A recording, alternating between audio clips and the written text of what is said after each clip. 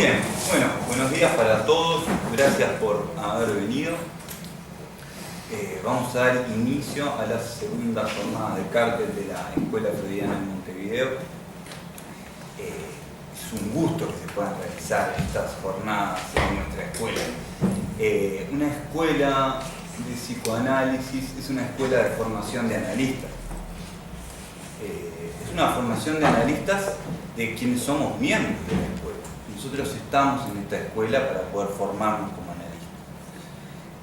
El trabajo de cártel es uno de los dispositivos privilegiados que tenemos de formación porque nos permite compartir nuestras lecturas con los otros. Nuestras lecturas con los otros que nos permite compartir no solamente las interpretaciones que podemos darle a la teoría, sino también nuestro trabajo en la clínica y poder hacer junto con otros, en el diálogo con otros, un saber hacer sobre la experiencia. El trabajo en la clínica, el trabajo en el consultorio es un trabajo que tiene su soledad. La posibilidad de dialogar con otros nos ayuda a poder compartir nuestra experiencia, a aliviar algo de esa soledad y a poder sostener una clínica que plantea interrogantes. Poder hacer en diálogo con otros un saber que nos permita trabajar en la singularidad de cada caso. Así que bueno, les agradezco nuevamente que hayan venido y damos inicio a las jornadas.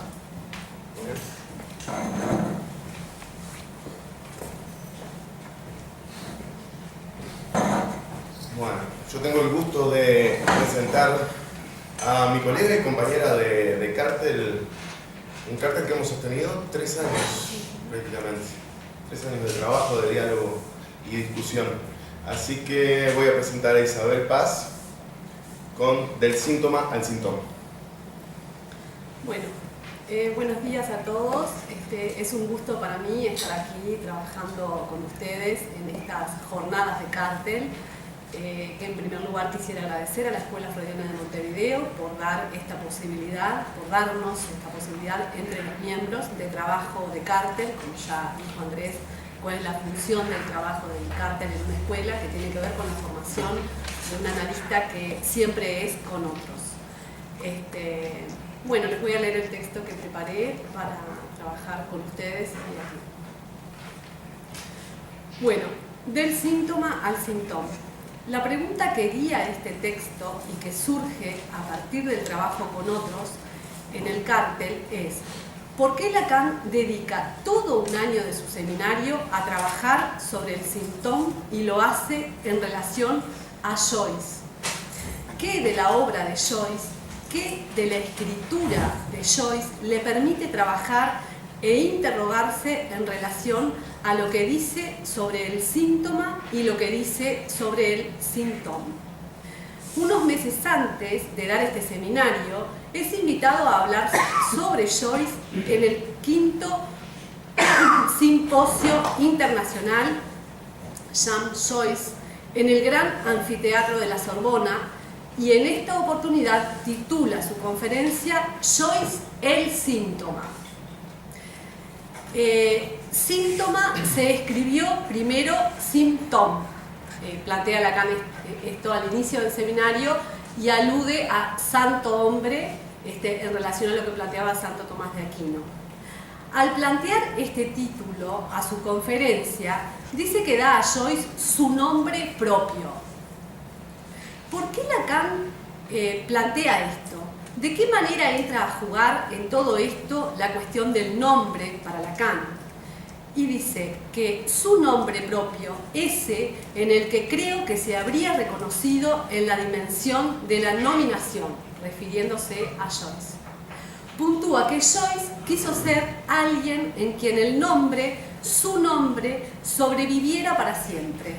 Se pregunta por qué Joyce publica Finnegan's Wake, que es un trabajo que estuvo 17 años en proceso, 17 años escribiéndolo, y lo publica 2 años antes de su muerte. Lacan no se pregunta por qué lo crea, sino por qué lo publica. Es una novela cómica del autor irlandés que se caracteriza por su estilo experimental y por su forma de ser una de las obras más difíciles de entender de la literatura en inglés. Es, junto al Ulises, una de las obras maestras del autor. Lacan responde a su pregunta, a esta de por qué lo publica, que Joyce quería ser Joyce el síntoma y encuentra en eso el aparato, la abstracción del síntoma. Esto prueba, dice Lacan, que los síntomas de los sujetos son lo único que les interesa. Nadie quiere desprenderse de sus síntomas. Es lo que más ama el sujeto. Señalemos que en el síntoma el sentido surge con referencia a la credibilidad. ¿Qué hace quien padece un síntoma neurótico? Busca el sentido mediante la pregunta. Busca un amo, un S1. Pero ¿qué hace Joyce? Rompe el sentido. No respeta ni sintaxis, ni semántica, ni pragmática. Es decir, disuelve todas las alternativas propuestas por la ramificación de la lingüística. Rompe, masacra el sentido y, peor aún, genera enigmas. Y los enigmas generan incomodidad. En efecto, el irlandés no se dirige a lo inconsciente. Por eso el lector no puede dejar de sentirse anonadado, desconcertado. Finnegans, dice Lacan, es la obra a la que en definitiva Joyce reservó la función de ser un escabel. Y un escabel es un taburete pequeño para apoyar los pies cuando se está sentado, o sea que es donde Joyce se apoyaba. En este sentido, da cuenta del síntoma puro de lo que es la relación con el lenguaje, en un sujeto que está desabonado del inconsciente, como lo plantea Lacan a Joyce. Más adelante nos detendremos en esto de desabonado del inconsciente. Alguien que solo juega con el lenguaje y nos deja estupefactos. Después de él, la literatura ya no puede ser lo que era. Se pregunta Lacan en este seminario, ¿de qué modo el artificio puede apuntar expresamente a lo que se presenta primero como síntoma? ¿Cómo el arte puede desbaratar, si puede decirse así, lo que se impone del síntoma? ¿Cómo un arte puede apuntar de manera adivinatoria a sustancializar el síntoma en su consistencia, pero también en su existencia y en su agujero? Aquí nos introducimos en la cuestión del nudo. Y para comenzar, me gustaría hacer referencia a algo en especial, a la topología. La topología es una rama de la geometría singularizada por su planteo de relaciones no métricas. No interesa en ella la función de la medida, sino la ligazón en juego entre los elementos que componen, por ejemplo, una determinada superficie apta para la deformación continua. En este seminario se trata de la cuestión de los nudos. Ahora, lo empírico no es lo definitorio del nudo, sino el sistema de relaciones formales en juego. E incluso Lacan plantea que es una cadena y le llama cadenudo en el seminario 23. Plantea el lazo enigmático entre lo imaginario, lo simbólico y lo real. Plantea que el lazo enigmático entre lo simbólico, lo imaginario y lo real implica o supone la existencia del síntoma. Dice que hay que suponer tetrádico, o sea, de 4, a lo que hace al lazo Borromeo. Lacan pasa del 3 al 4 y va variando. El cuarto, el síntoma, los une. 3 funciones, lo simbólico, lo imaginario y lo real, que no existen una para la otra en su ejercicio más que en el ser que por anudarse cree ser hombre. Poco a poco, paso a paso, Lacan llega a expresar con la función del nudo los tres registros que fue trabajando desde el comienzo de su enseñanza. El nudo es una escritura que soporta un real, dice en RSI. No he encontrado más que una única manera de darles a estos tres términos, real, simbólico e imaginario, común medida más que anudarlos en este nudo bobo, dice Lacan, borromeo. Me propongo interrogar lo que es de la estructura necesitada por Freud por medio de este nudo. Esto es lo que plantea Lacan en el seminario 22, el anterior al 23.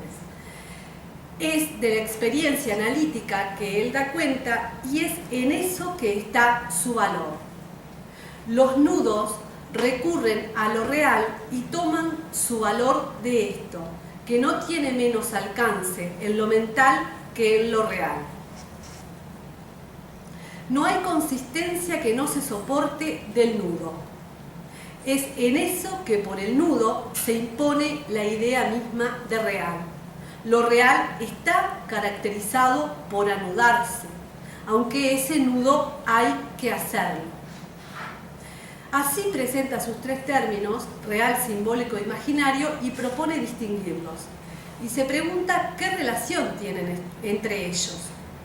Con este propósito, entonces, plantea que lo real es lo estrictamente impensable. Este nudo se sostiene por estar suficientemente definido, por no presentar ambigüedad. Cuando los dos redondeles están atravesados por lo real, de acuerdo a la ley de anudamiento borromea, por arriba del que está arriba y por debajo del que está abajo, la condición del nudo borromeo es que no puede haber entre las cuerdas interpenetración. Los nudos se apoyan uno en otro, pero no se interpenetran. La interpenetración en el nudo equivale al accidente forclusivo del nombre del Padre. Si un nudo es borromeo, es porque ninguno de sus redondeles interpenetra el agujero del otro. Esto es fundamental. Los tres que están allí funcionan como pura consistencia y no es sino por sostenerse entre ellos que consisten. Ahora, ¿cómo se produce esta consistencia? ¿Qué implica esta consistencia? ¿Y qué sostiene nodalmente a la estructura? Esta consistencia implica la metáfora. Y dice Lacan en el seminario 22, yo hablé de los nombres del Padre. Y bien, los nombres del Padre es esto, lo simbólico, lo imaginario y lo real. Es eso, los nombres del Padre, los nombres primeros, en tanto que ellos nombran alguna cosa.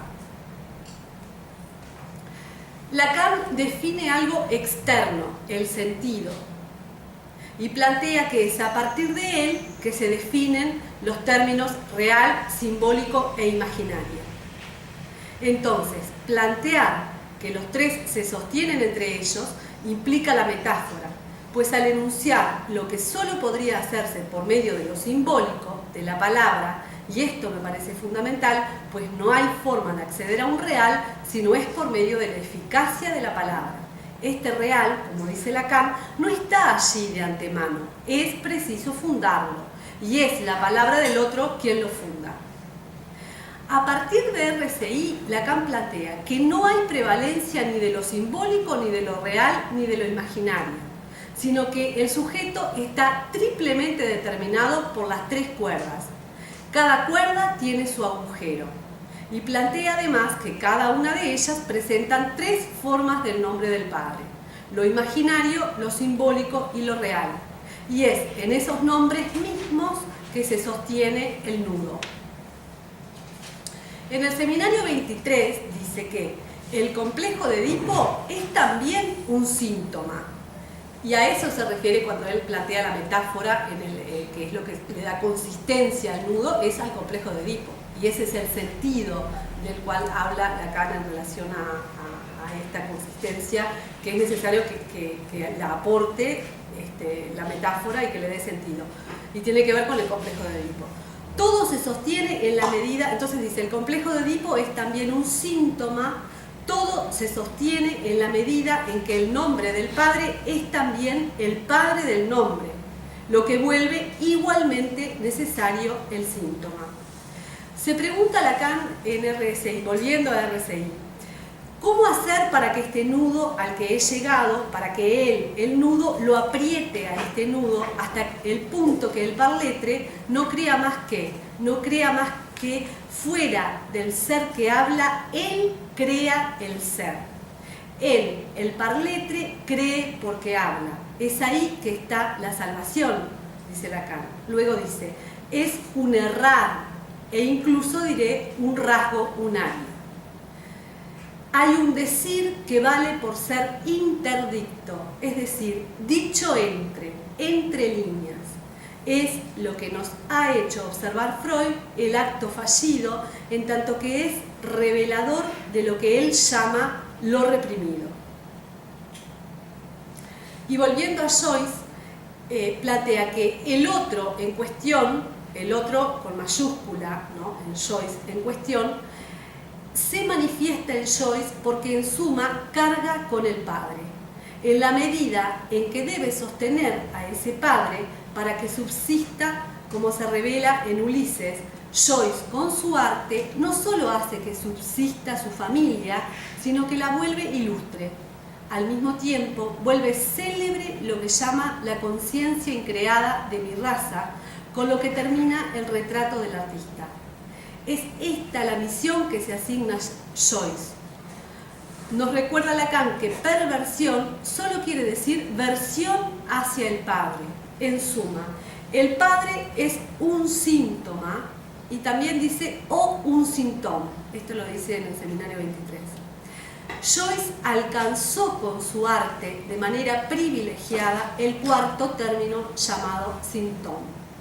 Ulises es el testimonio de lo que mantiene a Joyce arraigado al padre mientras reniega de él. Ese es justamente su síntoma, el síntoma constituido por la carencia de la relación sexual, algo a lo cual Lacan llama verdades primeras. No hay relación sexual, en su lugar hay síntoma. Lo que él escribe es la consecuencia de lo que es, refiriéndose a Joyce. Lacan propone considerar que en Joyce se produce una suplencia del desanudamiento del nudo y propone, ¿por qué no pensar a Joyce en los siguientes términos? Su deseo de ser un artista que mantendría ocupado a todo el mundo, a la mayor cantidad de gente posible, ¿no compensa exactamente que su padre nunca haya sido para él un padre? Que no solo no le enseñó nada, sino que descuidó casi todo, salvo recostarse en los buenos padres jesuitas, la iglesia diplomática.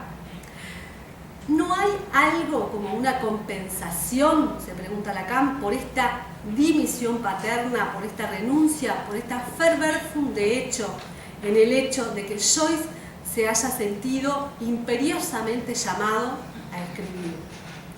Joyce tiene un síntoma que parte de que su padre era carente, radicalmente carente. Solo habla de eso. Entonces,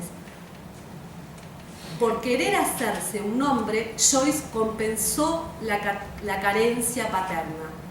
El arte de Joyce es algo tan particular que el término síntoma es justo lo que le conviene, dice Lacan. Lo que Lacan sostiene con el síntoma es que se produce en el lugar mismo donde erra el trazado del nudo, es decir, se corrige el lapsus en el punto mismo donde se produce el error.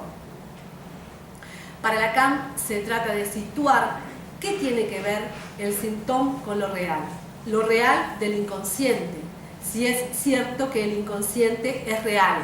Esto se lo plantea en el seminario 23. Y se pregunta si el inconsciente es real o imaginario.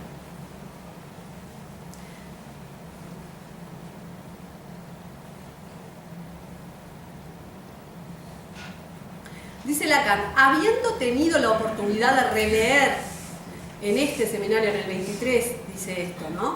Habiendo tenido la oportunidad de releer la significación del falo, tuvo la grata sorpresa de reencontrar desde la primera línea, en una época en la que estaba muy lejos de haberse interesado en la cuestión del nudo Borromeo, porque es del año de 1958, ese texto de los escritos, la descripción del nudo como resorte de la castración. O sea que él dice que después de haber releído ese texto se encuentra con la descripción del nudo como resorte de la castración. Y dice que en efecto el falo tiene el papel de verificar que el falso agujero es real.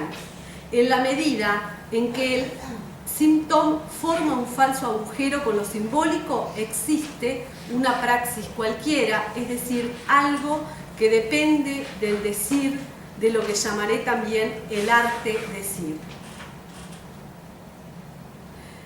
Es bien por la escritura que se produce el forzamiento. Se escribe pese a todo lo real, pues es necesario decirlo.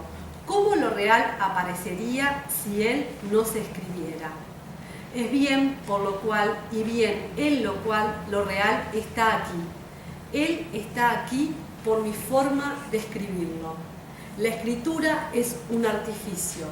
Lo real no aparece pues más que por un artificio ligado al hecho de que hay palabras y a un decir, y el decir concierne a esto que se llama la verdad.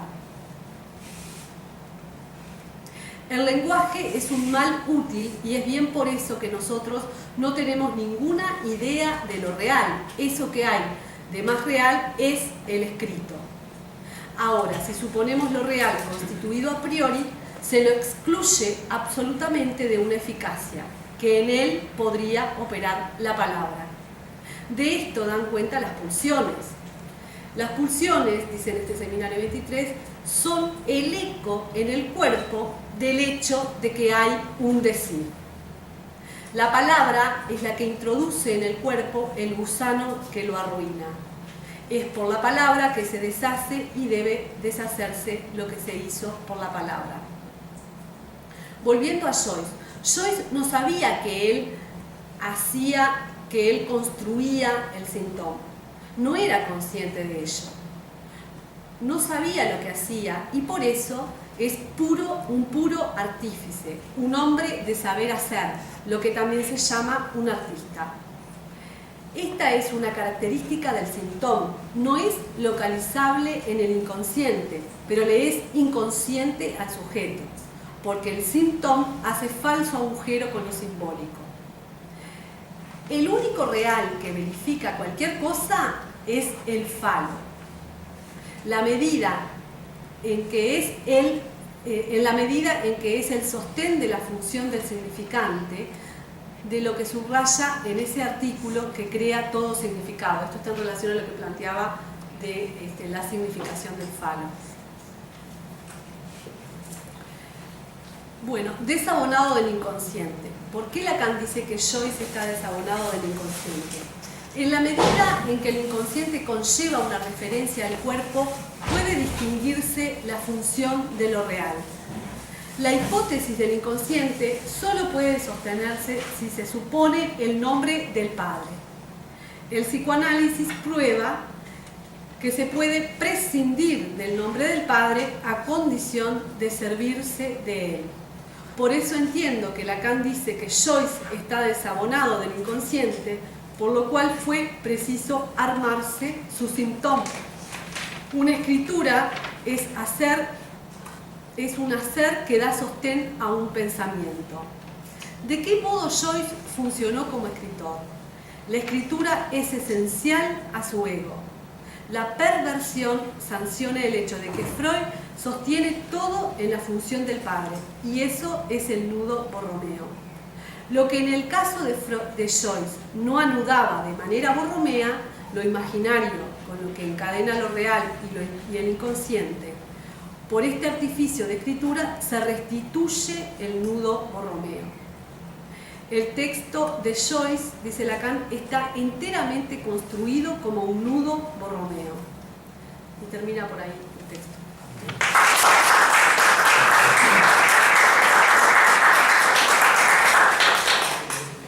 Bueno, muchas gracias Isabel por esa producción.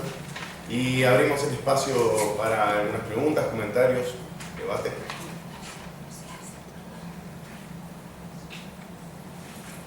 Octavio. Isabel, muchas gracias por la presentación. De verdad fueron 3 años de trabajo muy intenso de parte del escenario de Sintón. Y bueno, creo que nos paseaste por gran parte de lo que fue nuestra ruta, ¿no? Y de una manera bien articulada, intensa y no diría completa, pero no hay, pero viene un trazo bien intenso. Entonces te quería hacer una pregunta que en parte la discutimos también en el cártel. En ese momento donde vos estás desarrollando la dimensión del Edipo como síntoma. Sí, que lo plantea Lacan. Sí, correcto, totalmente. Lo hemos publicado hasta la página, si queremos. Es interesante, te quería pensar ahí, bueno, entonces, la sexualidad, tal y cual como se presenta en el síntoma erótico, expresiones, digamos, del discurso corriente de lo que se dice el sexo, la sexualidad, hombre, mujer, masculino, femenino, incluyendo la dimensión del género. ¿No te parece entonces también que la sexualidad, esa que Freud llamaba normal, no la neurótica, la sexualidad en el sentido amplio, es que sabemos que es posible gracias a que no hay relación sexual? ¿No te parece que es un síntoma también? La sexualidad, Sí. normal. Sí, bueno, normal no hay. Normal no hay, claro. Pero La que conocemos. hay un trazo, Hay una está bien. neurótica, Porque claro, O sea, el síntoma aparece porque no hay relación sexual. O sea, se presenta en el lugar donde no hay relación sexual. Porque hay castración, hay síntoma. De alguna manera. Repetime tu pregunta para poder armar porque una sí, respuesta. justamente, sí. El síntoma también, decías, sale de la no relación sexual. Bueno, yo creo que la no relación sexual justamente habilita la construcción, la existencia de la sexualidad. La sexualidad. Entonces, a ver, si uno remite a las primeras posiciones de Freud en relación a la relación de la sexualidad con lo psíquico, específicamente a través de la estética, queda el resto de que la sexualidad neurótica es del orden de una anomalía. ¿Está? Como la inversión, como le llama Freud en el tres ensayos, como la inversión, la sexualidad y la prostitución y la sexualidad de los neuróticos, incluyendo ahí las perversiones. Entonces habría una sexualidad normal que tiene un resto de naturaleza, un sustrato biológico, una inspiración teológica, en definitiva, suponiendo que hay una sexualidad sujeta a la reproducción y a la belleza de la contemplación de Dios. Meto a Dios en esto porque lo transitó durante todo el seminario por lo que está con los jesuitas. El yo y Dios no es un detalle. Entonces, lo que digo, esa idea de sexualidad normal, leído a partir de lo que vos traes, es un síntoma. Claro. A partir de un síntoma más que en su presentación perfecta, reniega de la castración. Y dentro de su definición fundamental, plantea que la relación sexual es la plenitud del ser. punto de referencia permanente. Es más, acá en otro momento critica hasta la agenda blog como modo, digamos, de consolidación de ciertas curas. Entonces, esa idea que se mete, sin duda, en sus variantes, no sus desviaciones, sus variantes, que en principio solo que me permite hacer detectar como síntoma, tanto no funciona.